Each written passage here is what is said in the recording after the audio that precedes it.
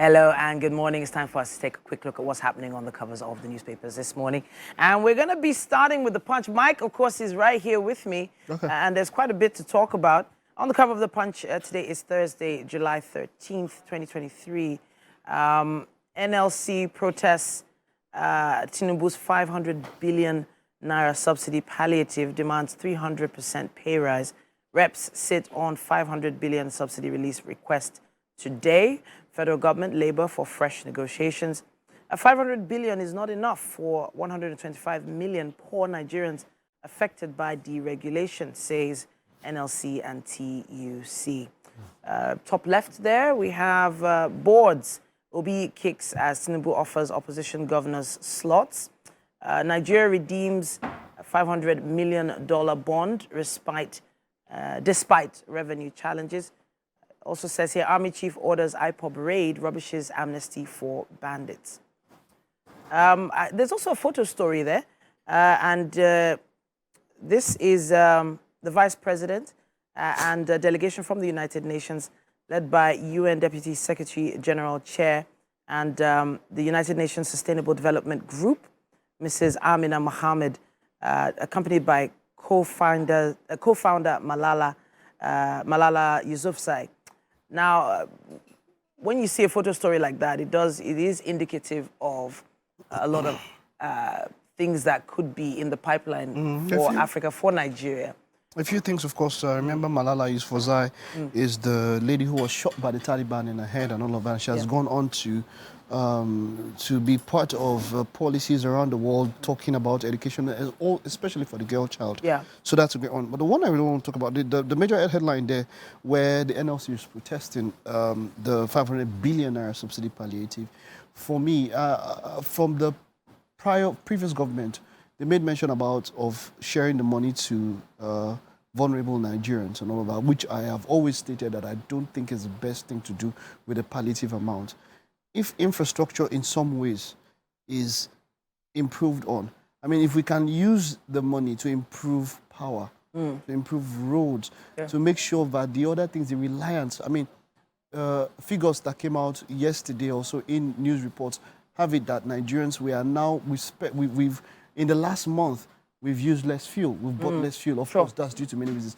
So, meaning that the dependence on fuel should reduce far much more. So if the palliatives are used into infrastructure and ensuring that these other things are set up, because I mean, if you give someone 20,000, 10,000, you use it 1 week, it's done. What next? Yeah. And then the money is gone. So that doesn't. So if it is, it should be put in infrastructure. Now, because of an administration change, I would have said that these are the kind of discussions you have before the subsidies removed. But because of it was from the prior administration, so this one now has to deal with it. But these are things that should have been discussed before. But then it is now, let us put it more into infrastructure, into ensuring that the other things that we need, the other things, so that the reliance on fuel, as it were, is going to be drastically reduced. What I'm thinking about is the difference between, teaching a man how to fish and giving a man a fish. Exactly. Something like that, exactly. We have other papers here with us as well. It says here, there's a Daily Times report on how kidnappers in the FCT steal babies and put them in big sacks for sale here, according to the NSCDC.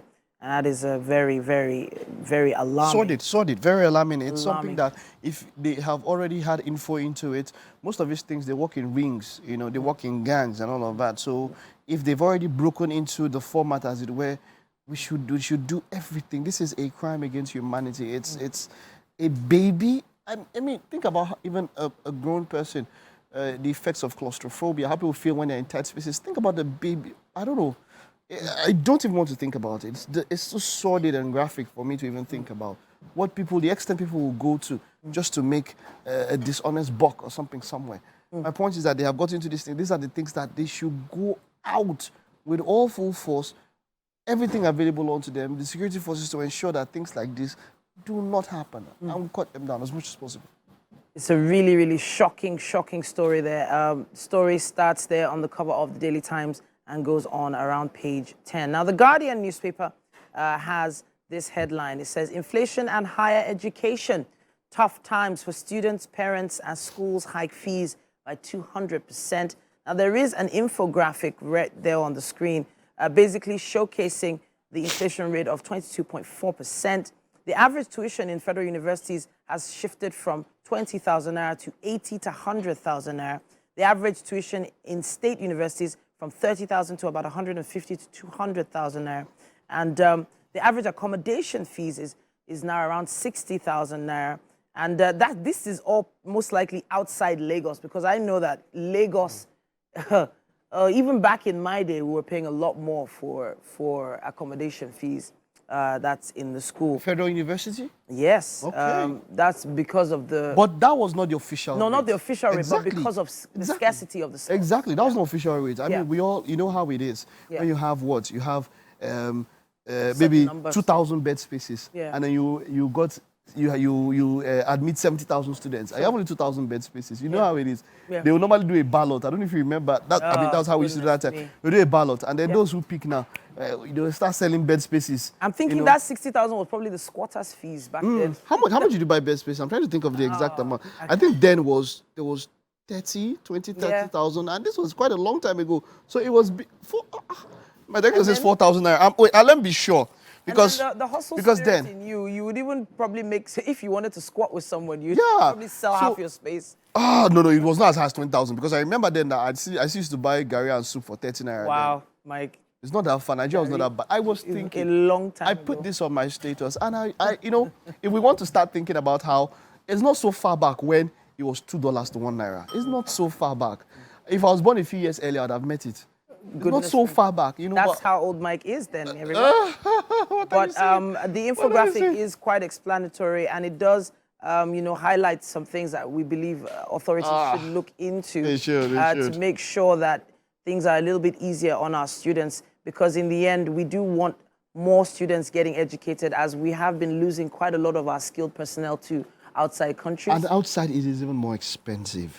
But they're outside. giving opportunities to students Plenty. who have spent so much here. Okay, let's already.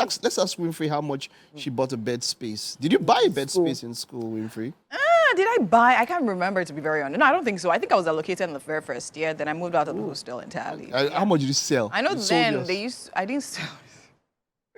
I know then they used to sell bed space for like 12K, thereabouts, back in Uniben. Yeah, but Mike, you bought Eban soup for 30 naira. Is that what Yes, you said? no. Please, how many decades have you been alive? I'm telling you.